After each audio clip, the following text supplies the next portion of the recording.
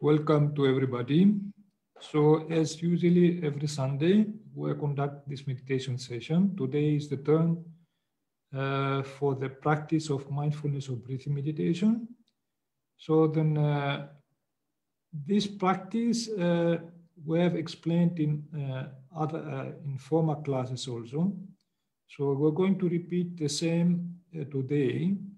And we're going to show this presentation for especially for those who want to have the theoretical part of how to practice mindfulness of breathing, as the historical Buddha Gotama has taught it.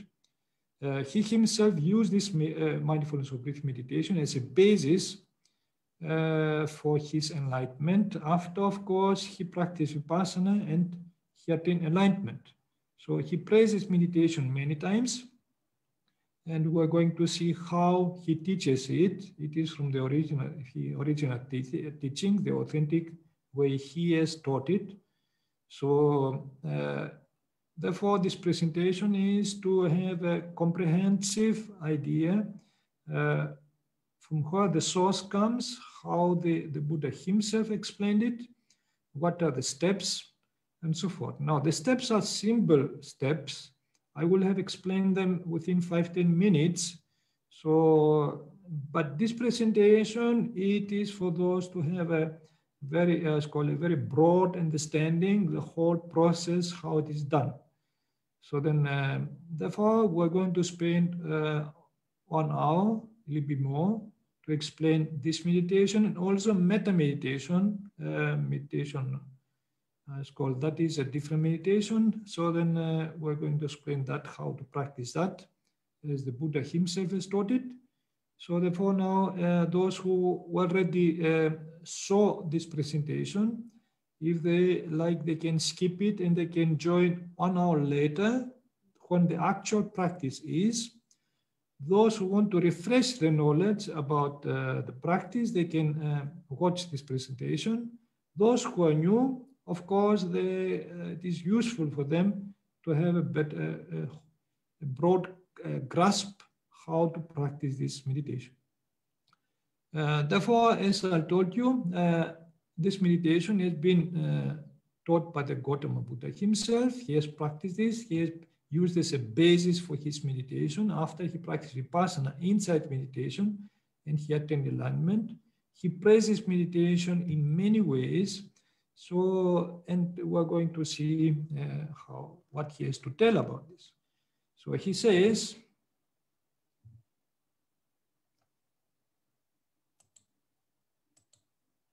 this concentration samadhi through mindfulness of breathing, when developed and practiced much, is both peaceful and sublime. It is an unadulterated, blissful abiding, and it banishes and steals evil, unwholesome thoughts as soon as they arise. Here the Buddha speaks about samadhi. Samadhi means this concentration. And we're going to see that the aim of this meditation is concentration, to concentrate the mind upon the breath. So, and because this concentration actually helps our scattered mind, our diffuse mind, to bring it together. And this is how the meditator can, feel the benefits of these blissful feelings coming up when the mind is chaotic, scattered over any other places. So one gets like lost. So one feels this feeling that something is missing in our life. One feels this lost sensation, lost feeling about the world, about oneself. But when the mind gets concentrated, yes, one can feel very blissful. So, and this is how concentration helps to tame this flickering, unsteady mind. And that is why the Buddha says, this flickering, unsteady mind, difficult to guard, difficult to tame, the wise person strengthens it. As a fletcher strengthens an arrow. So here's the simile the Buddha gives. It is, we have to strengthen our mind. Our mind is crooked. So it jumps from object to object, object to object, has not straight direction. So samadhi or concentration helps to strengthen the mind. So this tamed mind or this straight mind brings happiness. That's why the Buddha tells a tamed mind brings happiness. An untamed mind, a chaotic mind, brings misery. So usually our mind is fragmented mind. It means it accumulates so much information, it jumps from there and so forth, from there. It is very diffused mind. So concentration, samadhi, helps to unify the mind. It brings oneness in the mind, or it is called one-pointedness in the mind. This is called what the Buddha tells, chittas ekagata. Eka means one, aga means point. Chitta is the mind. So therefore, this is the aim of this concentration, to arouse this oneness of the mind, one point of the mind, and to somehow avoid this kind of dispersal, diffusion, fragmentation of the mind. So firstly, the Buddha is going to explain about the sitting position, how to start meditating. So he says one sits down, folding the legs crosswise and setting the body erect. So here's the Pāli text for those who are interested to see the original. So then therefore here it is actually to sit down is one thing, but one should fold the legs and set the body erect. Now folding the legs, they might be difficult for some people. I'm going to explain some other ways how to sit. Setting the body erect is very important. We'll see that in every posture, in every position, we should keep this, our back straight. So now what the Buddha speaks is about this full lotus position, when both heels are on the thighs. But there is another position which is called half lotus position, where one heel is only on the thigh. And there is also this Burmese position where both heels are on the ground and a little bit far from the body. In this position, one can sit on a half of a cushion also. So, but here is to keep your back straight. So about the arms, you can relax your arms comfortably on your legs. You may place either your left or right leg on front. So other ways to place your arms are this way and also this way. Main thing is you have to relax your arms and palms in a comfortable position, because the attention is not on the hands. The attention is on the breath, which is, we have to observe it in the tip of the nose. You observe the natural flow of the breath. After some time, the meditator completely forgets about the body and all the attention goes to the breath. Therefore, the position of the hands are irrelevant in this meditation. So these are unnecessary hand positions. You can adopt them if you like, but they have no meaning in this meditation. So other ways how to sit is on a stool, on a scissor, means on a large cushion, or on a chair. So, but in all three these positions, you can see that the back is straight. And this is not a suitable posture. Now, the Buddha is going to explain about mindfulness of breathing, how to concentrate on the breath now, after he explained about the posture. So this is the mindfulness of breathing, a serenity meditation, samatha meditation, to calm down the mind, because the more the mind gets concentrated, the more calm it becomes. The more the mind is unconcentrated, it becomes confused, scattered, diffused, and becomes restless. So in order to reduce this restlessness of the mind, mindfulness of breathing is recommended. So, and the Buddha starts to explain first how to do so. Now, he says about placing the place of observing the breath, how we should observe the breath, how we are called what's called, be mindful of it. He says, establishing mindfulness at Parimukha, which means around or near the face or mouth. This term, Parimukha, is very crucial for us to understand the place. Pari means around or near, Mukha means face or mouth. Therefore, the meaning is around the, or near the face or mouth. Why did the Buddha didn't tell at the nose? The reason is that some people who have short nose, they can feel the breath on the upper lip. While those who have normal nose, they can feel at the tip of the nose. So therefore now he has not specified the nose due to these reasons. And this meaning is also explained in some canonical books. We can see that how this interpretation of Parimukha is. There is one canonical book. It says, this mindfulness is established, well established at the nose tip or at the mark of the mouth, which means the upper lip. So hence it is said establishing mindfulness at Parimukha. So, and there is another canonical book which says something similar. In this way, he sits down by establishing mindfulness at the nose tip, nasikage, or at the mark of the mouth, which means the upper lip. So he does not give attention to the in-breaths coming inside the body. So therefore now we should not give attention to the on the pharynx, on the lungs, or on the stomach, or to the out-breaths going outside the body. So therefore now we know that the place of observing the breath are actually not in any other place except the tip of the nose or on the upper lip. It is around the nose, the area around the nose. Because if one follows the inhaling air inside the body as it travels in different bodily parts, one will then be practicing elements meditation, which is called dhatu manasikara, in regard to the air element, vayu dhatu, but not mindfulness of breathing. Even so, by meditating on the air element only, one doesn't even practice elements meditation fully, because it is required to also meditate on the other three elements, solid, liquid, heat element, and to see their correlation.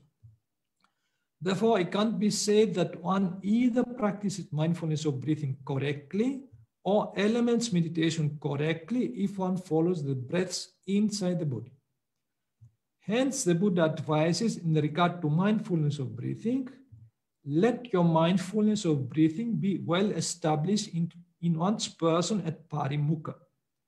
When mindfulness of breathing is well established in one's person at Parimukha, any inclinations for outward and vexing thoughts cease to exist.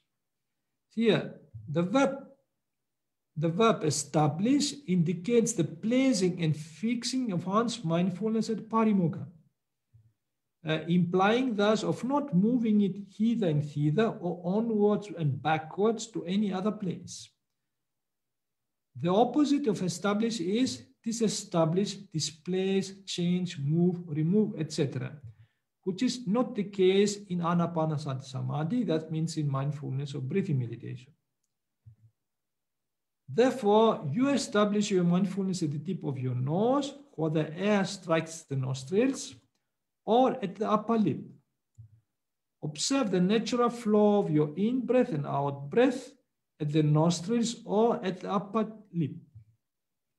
So therefore, for each in-breath, you have to feel it, it's called at the nose. And for each out-breath, you have to feel it at the nose. Do not give attention to the in-breaths going inside the body, to the pharynx, to the lungs, or to the belly, or to the out-breaths going outside the body. So now, after we know where is the place we have observed the breath, the Buddha gives the first step, how to observe it. He says, ever mindful one breathes in, ever mindful one breathes out. That is the first step. One should be mindful. For each in-breath, for each out-breath, one should be mindful. Mindful means to be aware, to know, to understand. So sometimes I put the Pāli text for those who want to check it. So therefore, you also ever mindful breathe in, ever mindful breathe out. For each in-breath, mental note in-breath. For each out-breath, you mental note out-breath. This mental noting is very important for to be aware of the breath. So in order to direct the mind to the breath. So we use these words, in-breath, out-breath, in-breath, out-breath, this inner speech, how to tell like that. So in order to know what we're supposed to observe. Otherwise, the mind does not know. It will go in its own way. In order to bring the mind, to focus the mind to the breath, we should repeat these words, in-breath, out-breath, mentally. So again, whenever you feel the in-breath, we mental note in-breath. Whenever we feel the out-breath, we mental note out-breath. This is very important.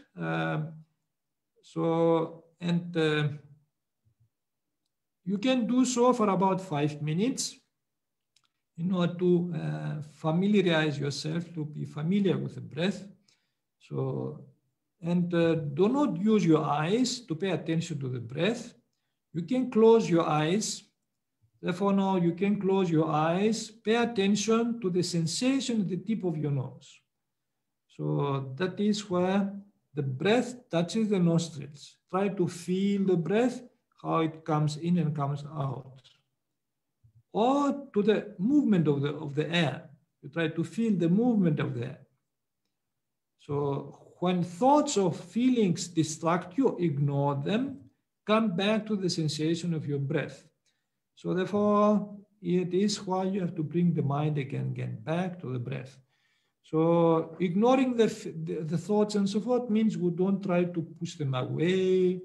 Just leave them go their own pace. So we try to bring the mind again back to the breath by telling in breath, out breath, in breath, out breath. Therefore, you mental note in breath, out breath, in breath, out breath. So that is the first step. Now the Buddha is going to explain of the second step. He says, when one breathes in long, one understands I breathe in long. That is for the long in breath, one understands the long in breath. This means that here we try to see more details. In the first step, we have to know only whether it is in breath, out breath. Now the second step, it is to try to know how long it is, how long time it continues coming in. And then the Buddha says again, when one breathes out long, one understands I breathe out long. For long out breath, try to understand accordingly.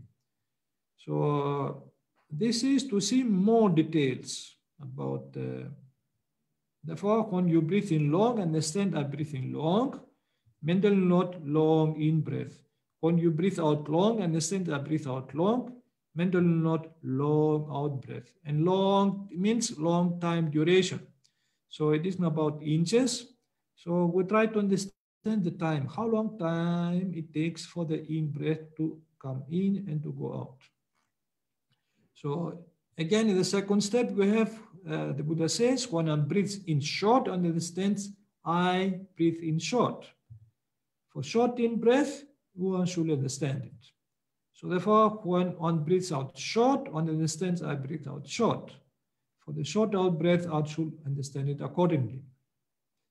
So therefore, you also, when you breathe in short, understand I breathe in short.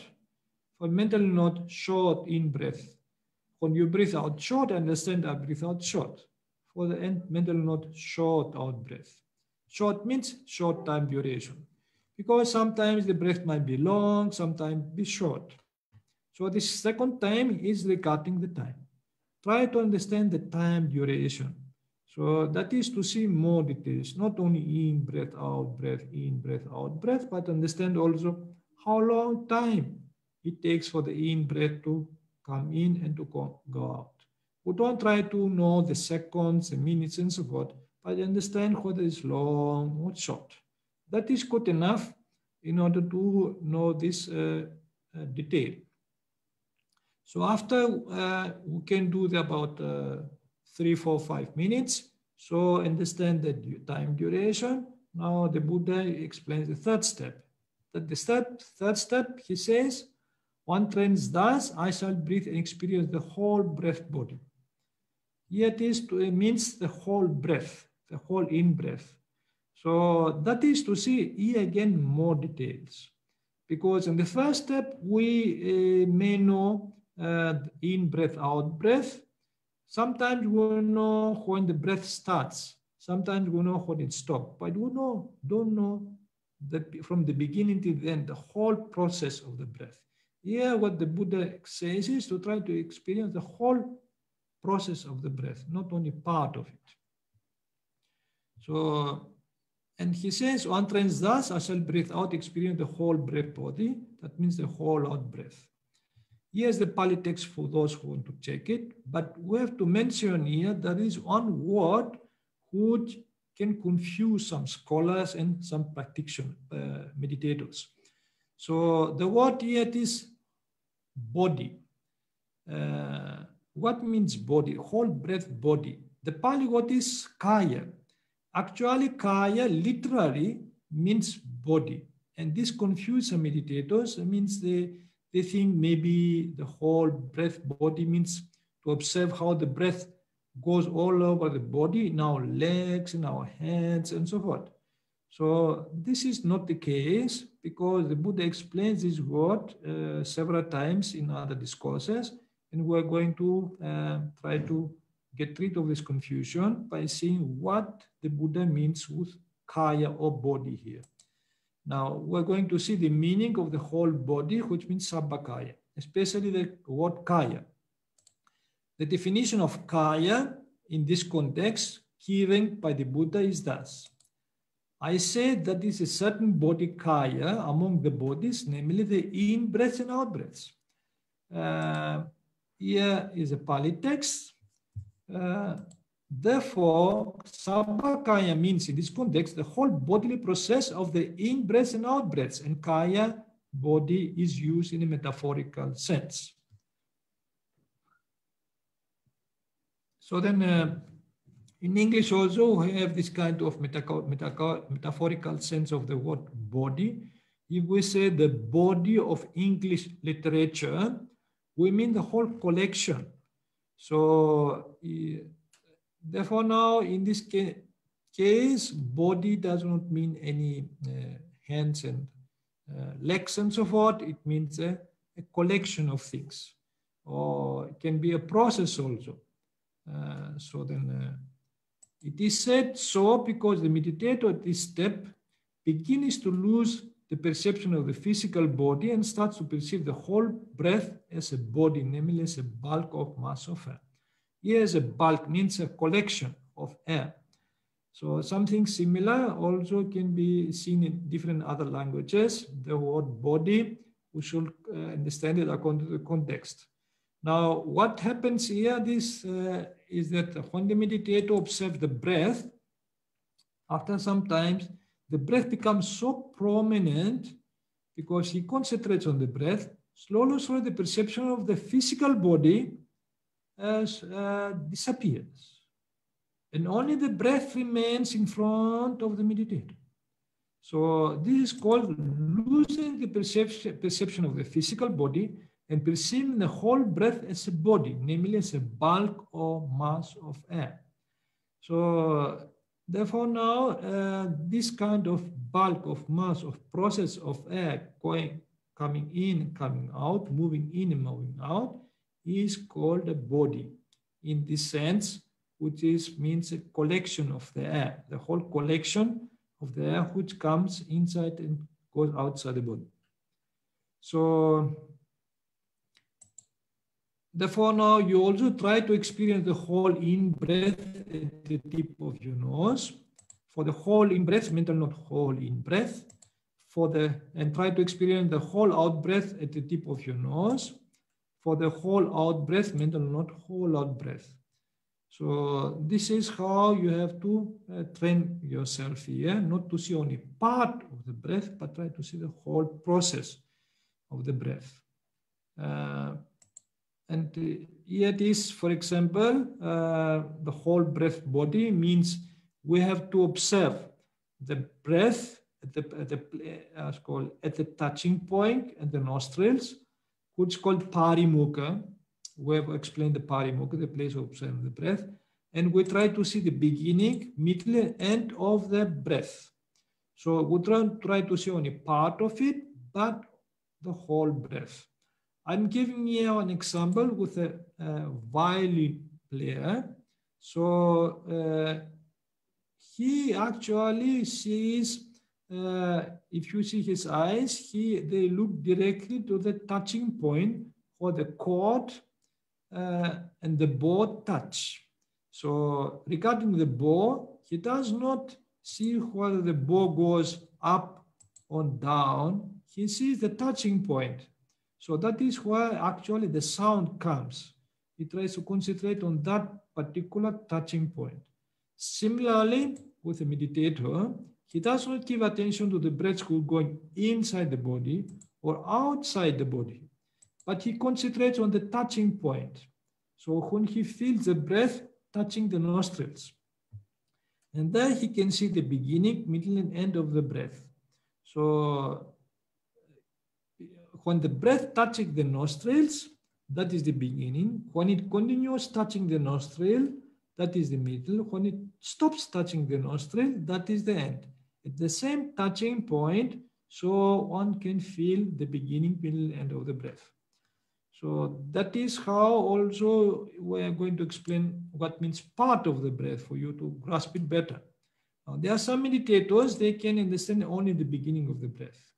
When it touches the breath touches the nostrils, they understand it. But after, they don't know when it stopped.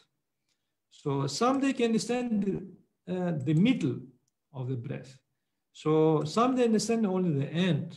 Some they understand the beginning and middle. Some the middle and end. Some the beginning and end, but not the whole.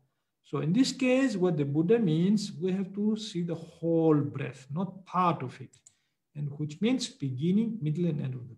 We must know from the beginning to the end how to call the whole process.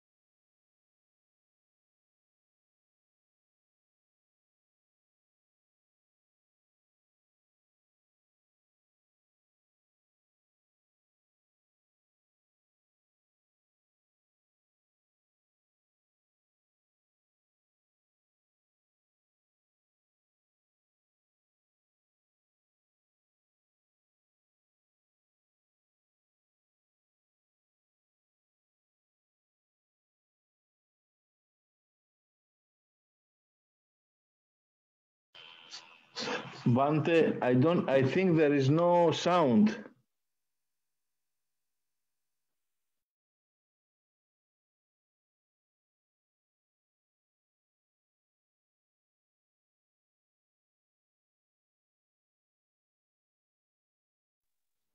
I think you need to unplug and plug the Yeti microphone.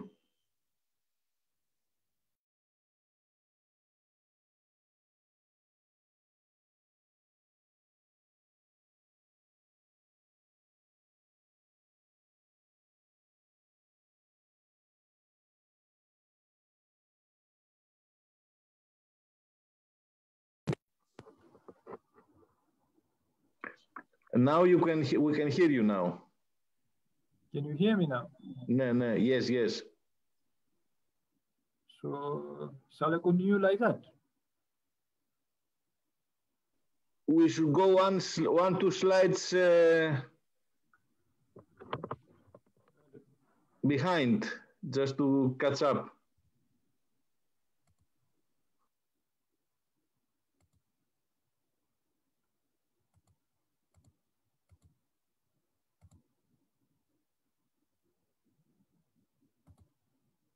Okay.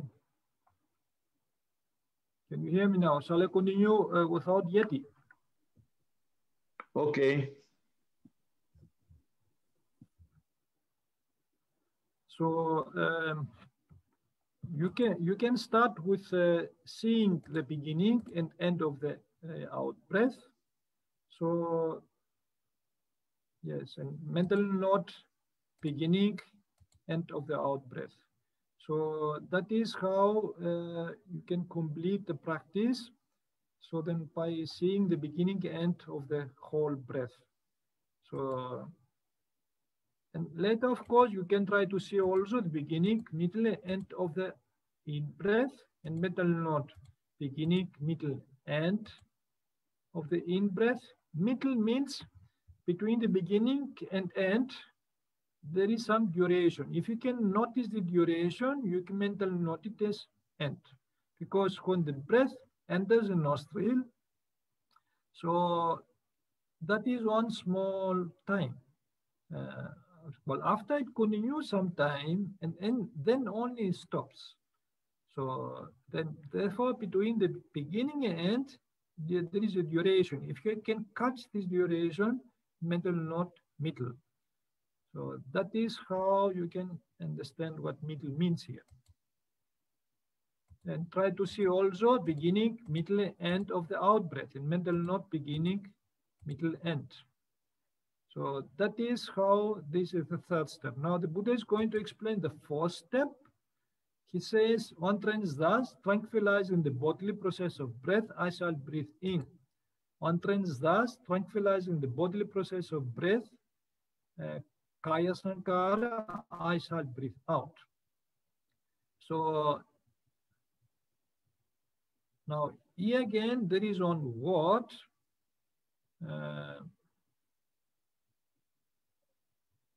The meaning is like that. This means that even though the process of breath may become tranquil, calm, quiet, serene, and relaxing, one should not stop watching it but continue paying attention to the in and out breath.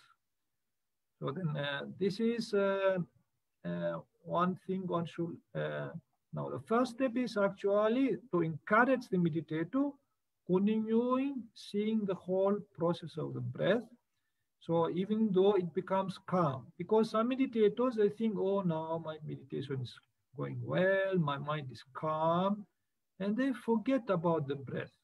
So they try to enjoy this calmness. The Buddha says, try to continue seeing the breath, because that is from where concentration comes up. So here there is one what we have to explain again, that is the meaning of bodily process. The word kaya, we have mentioned before, comes here again, and this also is confusing for some meditators. What is the bodily process? They think, so maybe it is our hands, our legs, and so forth, any blood circulation or what? So therefore, in order to remove this confusion, we have to keep the definition of the kaya sankara, bodily process, from other discourses of the Buddha, so which can be found as following. Now, the definition of kaya sankara is given in the suttas thus. Here there is one sutta, it says, in breath and out breath are a bodily process, kaya sankara. These states are bodily, are bound up with the body. That is why in breath and out breath are a bodily process. This is the Pāli text for those who want to check it. From this definition, we understand that bodily process is nothing else except the in breath and out breath. So, and there is another canonical book which says something similar. It says, what is the bodily process? Long in breaths, long out breaths, short in breaths, short out breaths are bodily. These states are bound up with the body and are bodily processes, kaya sankhara.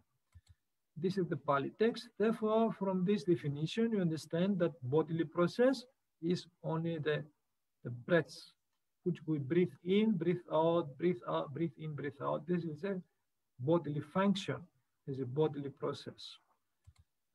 Therefore, one should continue watching the natural bodily process of the in and out breath at parimukha, even though it may become tranquil, calm, quiet, serene, and relaxing. So therefore, this fourth step is nothing else except to encourage the meditator to continue watching the bodily process, the whole process of the in and out breath. So because some meditators, as I told you, they feel calm. After they feel calm, they try to enjoy this calmness and they forget about the breath. And ultimately the concentration drops down and the calmness also disappears. So therefore now the Buddha encourages the meditator continue watching the natural process of the in and out breath. So then, although now we've explained this, the most difficult part the meditator has to do in this meditation, or the most difficult problem he may encounter is his thoughts. There may be thoughts who coming and distract him and prevent him to concentrate on the breath. So as I told you, the meditator can ignore these thoughts, try to don't pay attention to them, because the mind all the time produces thoughts over and over again. So then the task of the meditator is to bring his mind to the breath again and again. Even so, if it is difficult to, because if there are some experiences who can make our mind very restless, so if it is difficult to concentrate on the breath, so we can actually use a very simplified method. It is called counting method, which is against distracting thoughts or feelings.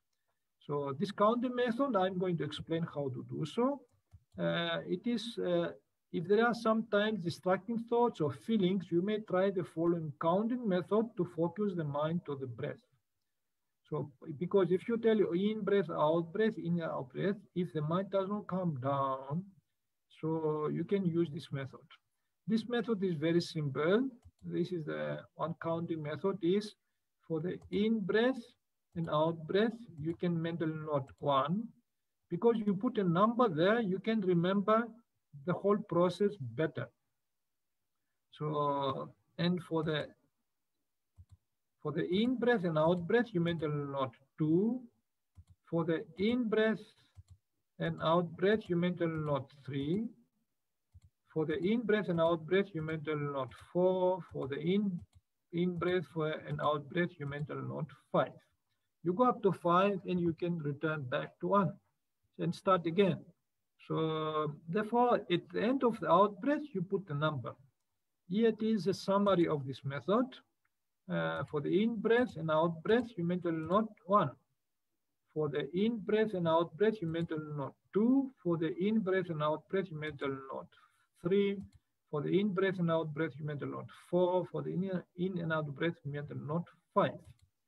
So if you miss a number, you start again from 1, because there is a sequence of numbers you have to remember. So this can prevent distracting thoughts coming in your mind.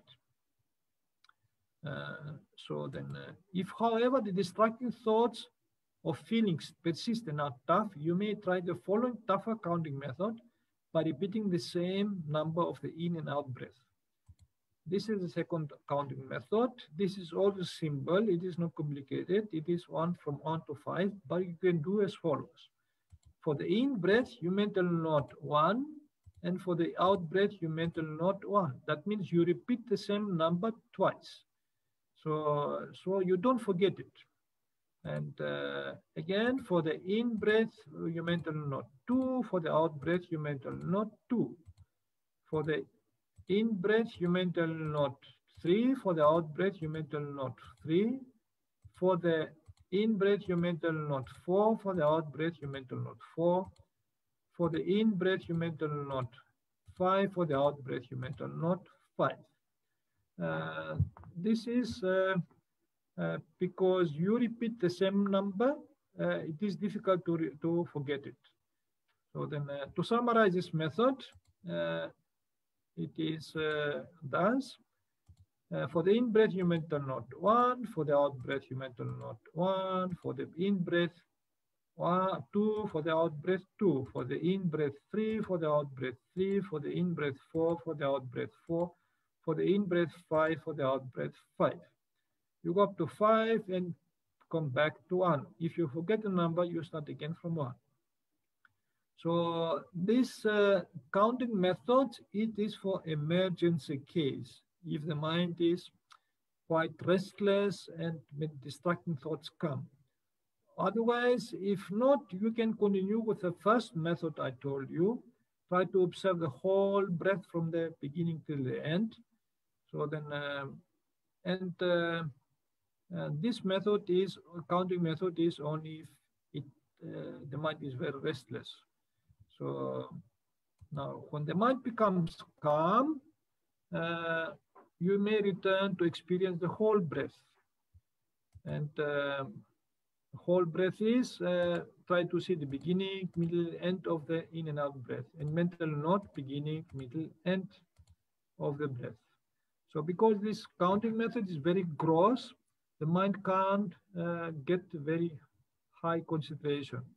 But this method to see the whole breath, so to feel the whole breath from the beginning is more subtle. So the mind can concentrate deeper. So then we're going to explain now what are the results of this meditation. What are some of the results of this meditation. So in order for meditators to know what what level it goes, to what level it can proceed and it can go. So if one continues so, the concentration increases and the sign of concentration samadhi nimitta may appear. So samadhi nimitta, it is actually this kind of light which appears in front of a meditator. So because of very high concentrated mind. So then before proceeding to explain about this light, there is one word here which is called nimitta. And some scholars or some meditators also, they have doubted whether the Buddha ever spoke about this word, whether it ever existed. That's called. Maybe it is a later development. It is not so. We can check that the samadhi nimitta or samatha nimitta, they are words the Buddha himself used. And samadhi nimitta, for example, this word occurs about 25 times in the Sutta Pitaka. This means discourses of the Buddha and refers to various samatha and vipassana meditation depending on the context. So here it is one context we can see what the Buddha says. One is devoted to the higher mind. It's called adhicitta. It gives attention to the sign of concentration, samadhi nimitta. His mind becomes malleable, widely, and luminous. Here it is actually where this luminosity of the mind appears when this sign of concentration comes up. So the word luminous, papasara, is used to describe the mind that has attained concentration. It does seems that it is in deep samadhi when the luminosity emerges. For it is said also when one is devoted to the higher mind, which means to the higher levels of meditative mind. Another word the Buddha uses is samatha nimitta. This word occurs about 11 times in the Sutta Pitaka and refers to the tranquility meditations. He says there is the sign of serenity meditation, samatha nimitta. Frequently giving careful attention to it is a nutriment for the enlightenment factor of concentration.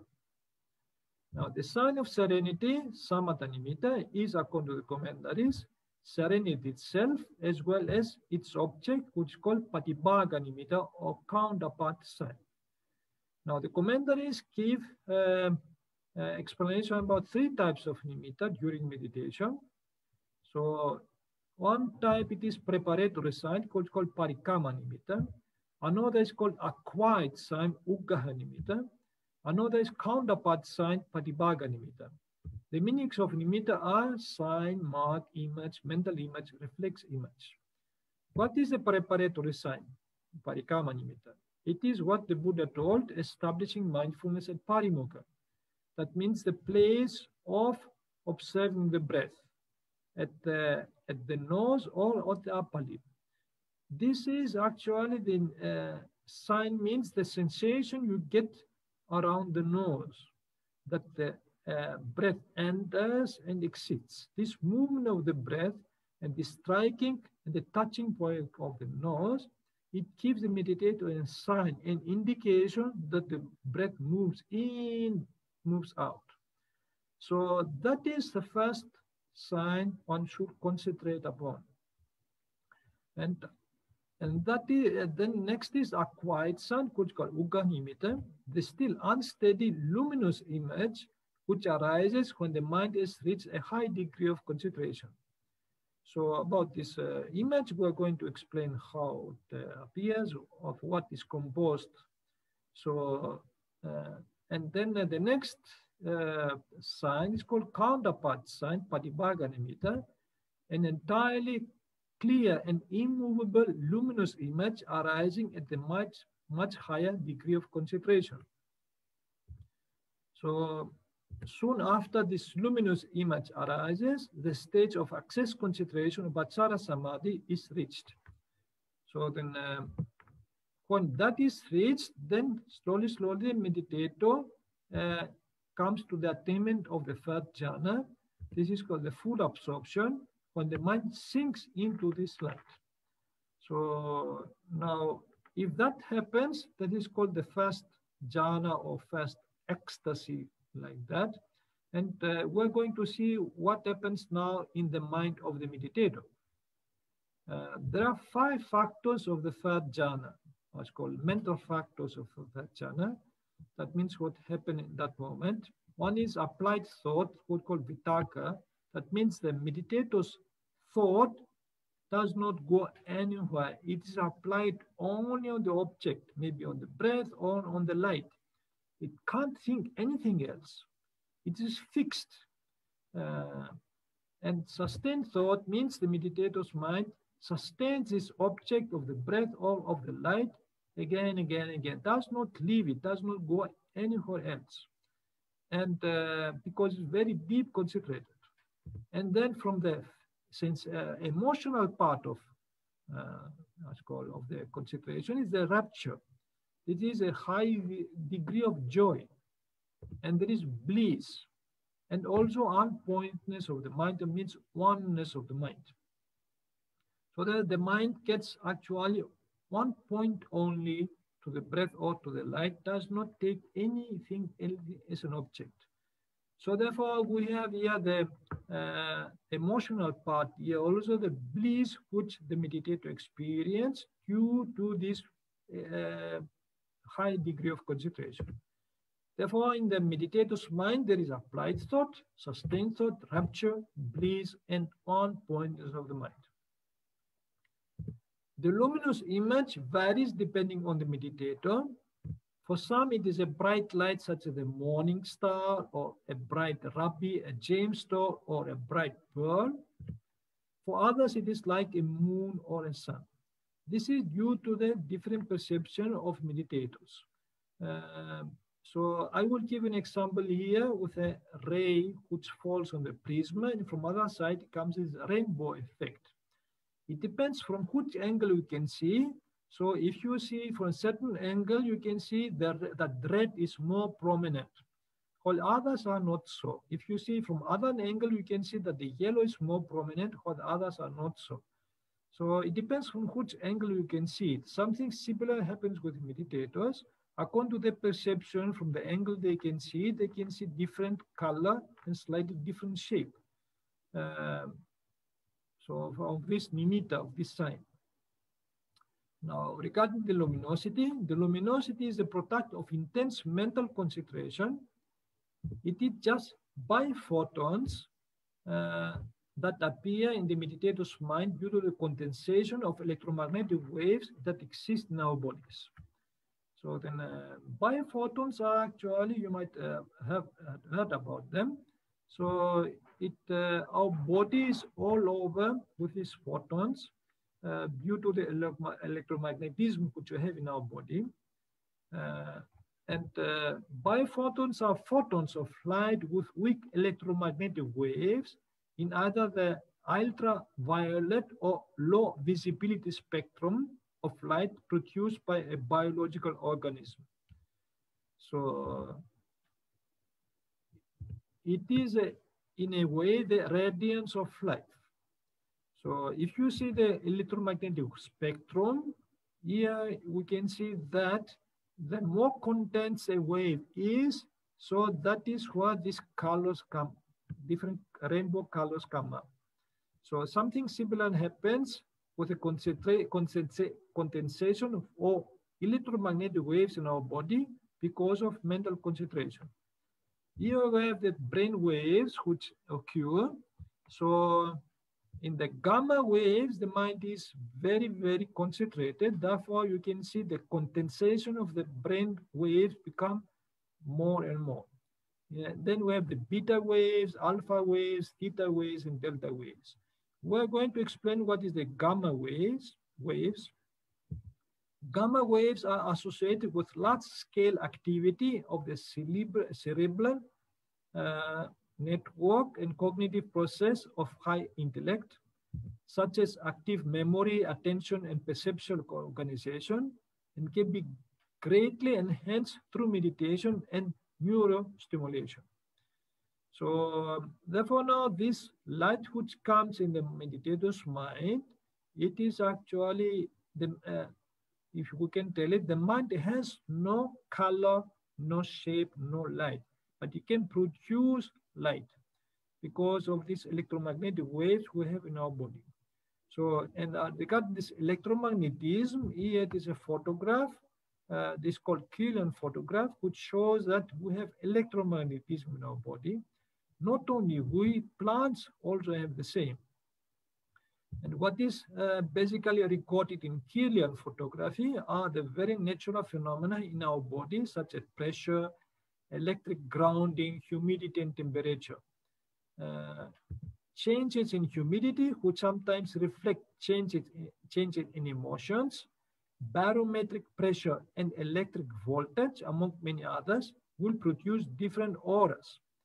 So therefore, especially these emotions of bliss and rapture, which produced in the meditator's mind due to concentration, can produce different auras, different shades of light, as called, which the meditator can see with his mental eye. So, and there are, of course, misinterpretation of this light by mystics, meditators, and some scholars. So, and which give it different names.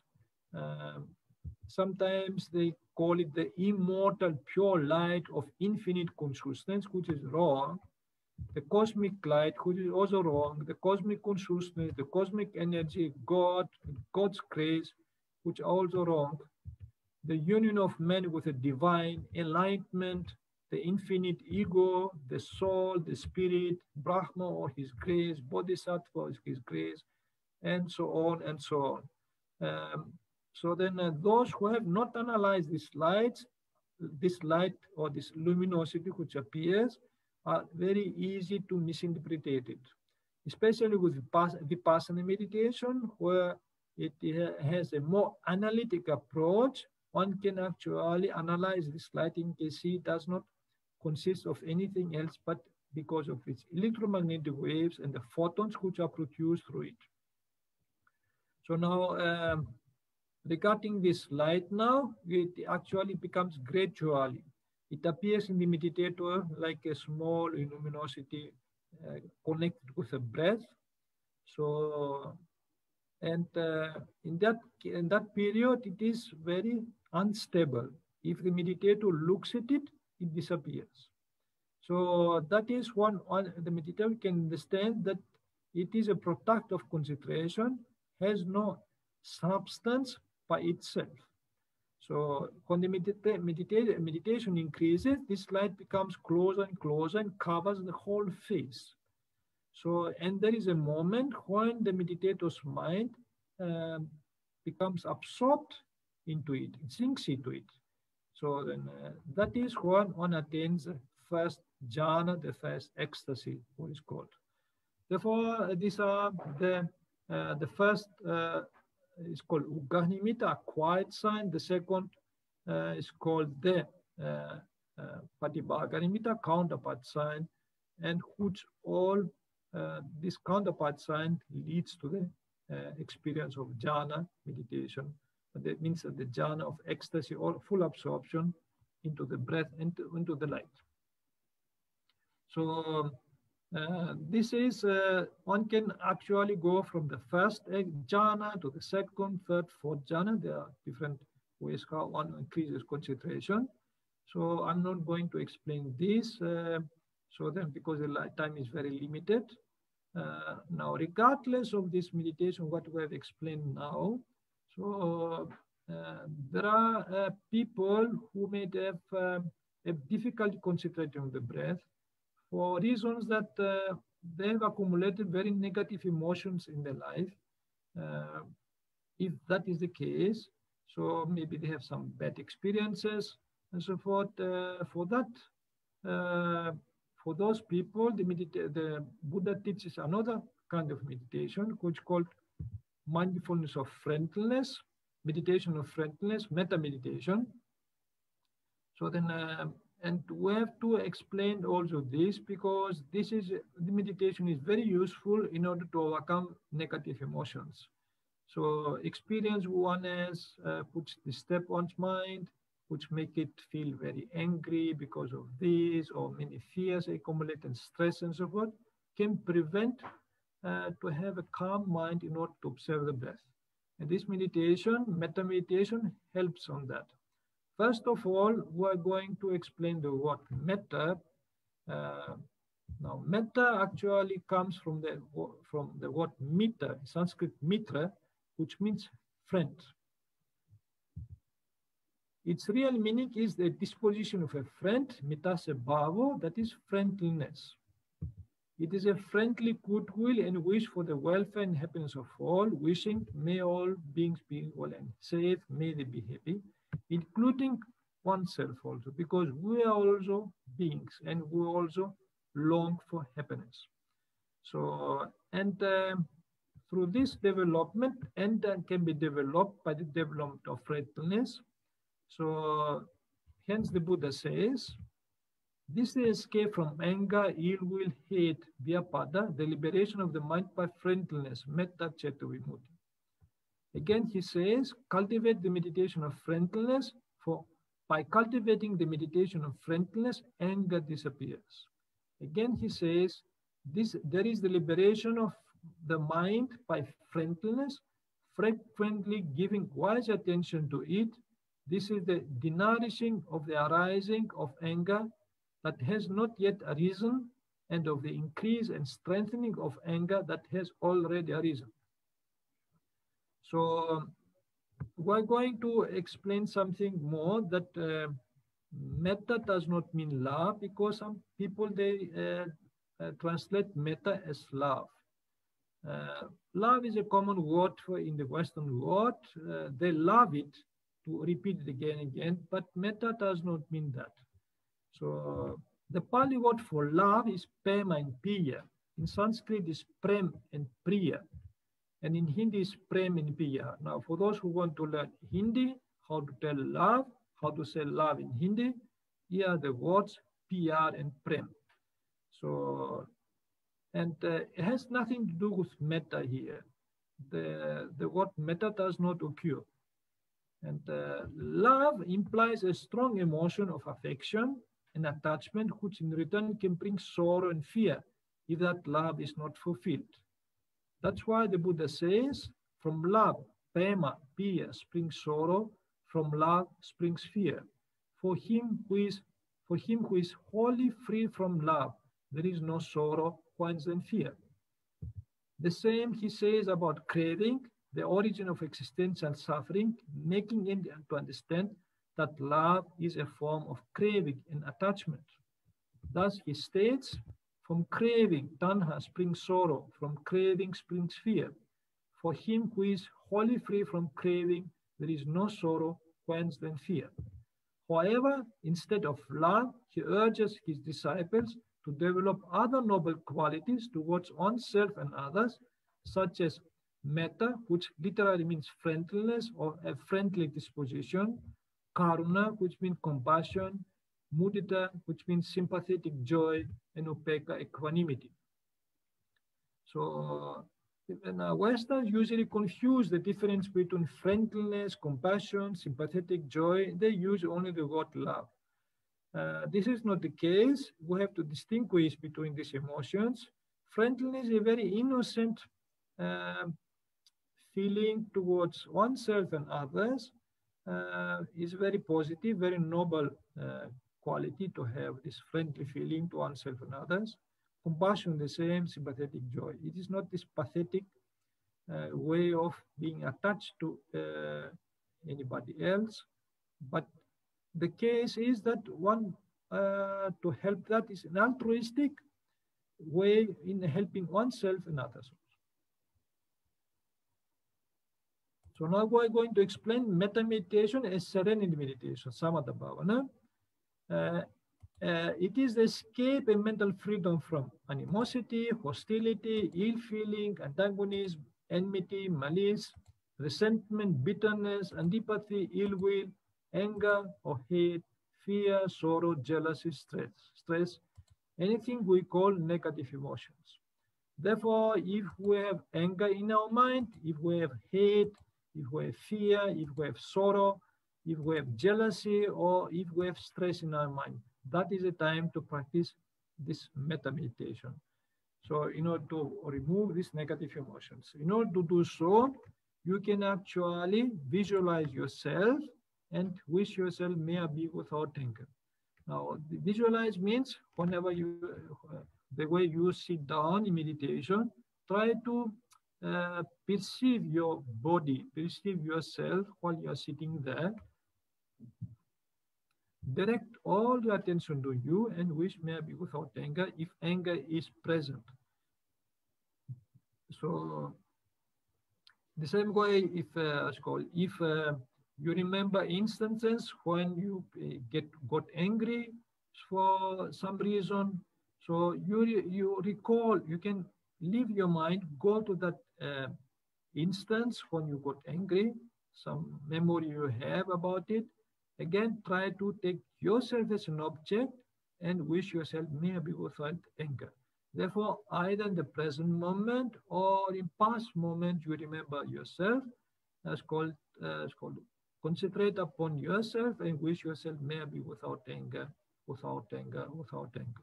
By doing so, we don't try to push away anger. So we try to remove our mind from anger, to withdraw it, to draw it away from it. So, but if we leave our mind, get dragged along with anger, it gets involved with anger, then it multiplies. This anger multiplies. We actually feed it with anger. We nourish it. So therefore, the Buddha speaks about denourishing of anger. To do so, we withdraw the mind. Do not allow our mind to get dragged along with it. So if we do so, as called, we don't nourish the anger. That anger disappears. So therefore now we don't try to suppress anger, to try to fight it, to try to repress it, or to try to push it away. What we do it is, we just try to withdraw our mind and wish, may I be without anger, which means may I be free from anger. This is a wish. From this, we can understand what anger is, the danger of anger, how it makes us suffer. At the same time, we want to be free from it. It's like a wish to do so. So, and you can see that anger disappears because it has no nourishment. So then, if you have hate, you can wish may I be without hate. Hate is a little bit higher degree of anger. If you have fear, you can wish may I be without fear. If you have sorrow, you can wish may I be without sorrow. If you have jealousy, you can wish may I be without jealousy. If you have stress, you can wish may I be without stress. So all these are negative emotions. Any other emotions you regard as negative in your life, you can sit down and do the same by repeating may I be without this negative emotion. You can name it in your own language, in your own way. So you can see that slowly these negative emotions will not overpower your mind. You can slowly get rid of it. So after the mind becomes calm, you are satisfied that this emotion is no more in your mind, then you can go to the second step and wish yourself may I be happy. So that means be happy it is to increase here positive emotions. So that means this meditation is one part is to remove these negative emotions, and then the other part is to increase more positive emotions, to enhance the mind, to boost the mind with positive emotions. And to be happy means, or happiness means, includes all the positive things we wish in life. The person who is happy, he feels that nothing is missing in his life. There is no problems, there are no worries, there is no stress. So he feels happy, satisfied. He feels this kind of wholesomeness inside him. So that is the positive feeling. And if we wish may be happy, you can from the same time see what are the things which makes us unhappy, what are the things which make us happy.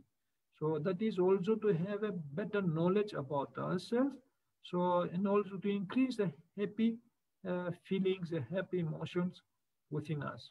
Because the more we do so, the more we can actually feel more comfortable in our life. But if we leave our mind to tell us bad things, for example, if we get angry, all the time thinks about bad things, negative things. So our mind is chattering, telling, and so forth about bad things. This is bad words means bad emotions. But positive thoughts like happy and so forth can create very positive emotions. Therefore, words, the vocabulary you use play a big role in order to feel, as called now, emotional word. So therefore, you can wish yourself may I be happy. Again, you can see that you can overcome also many other negative emotions, what has been remained. So an increase is positive emotional happiness. And many people, they wished actually subconsciously or subconsciously to be happy, because I don't know whether you know anybody who gets up in the morning and wishes, may I be unhappy today.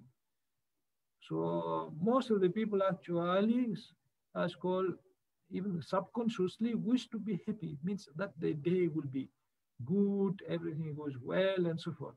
So you can increase this kind of emotion by repeating yourself, may I be happy again and again. So if you become satisfied, you can also wish other people to be happy. You can wish your friends, may he or she be happy. Any people you remember who you associate every day with them. So, or other people who remember who they have done something good to you, you can wish them also to be happy. So the more we wish them to be happy, the more happy you will feel. It is like the effect of a ball. If you take a ball and hit it on the wall, so it will come back to you. In the same way, if you wish other people to be happy, you also will feel happy. That is how you can practice this meditation. You can see that the results are very effective. So the mind can become calm. Once the mind becomes calm and you return to your breath, you can see that the breath is very clear. You can observe your breath very easily. So then this meditation you can practice also in any moment, because anger can occur while you are walking, while you are sitting, so while you are standing, so while you are lying down. So whenever you can catch your mind, it has some negative emotion in it, you can wish for yourself, maybe without this negative emotion, you can name it, and you can see that the results are very good. So then I'm going to conclude the explanation today about these two kinds of meditation, about mindfulness of breathing and metta meditation.